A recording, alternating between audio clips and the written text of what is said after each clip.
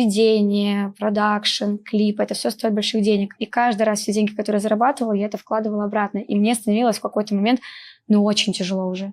Мне тогда хотелось просто собрать в один альбом все демки, которые у меня, собственно, были уже готовы, и назвать его The End, конец. Тогда у меня из больших треков был только, наверное, No Cry с Люксором.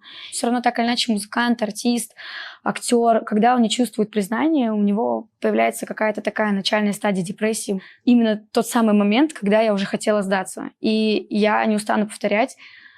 Действительно, я в тот момент поняла фразу, что желание сдаться приходит прямо перед самой финишной прямой. И это была та самая финишная прямая.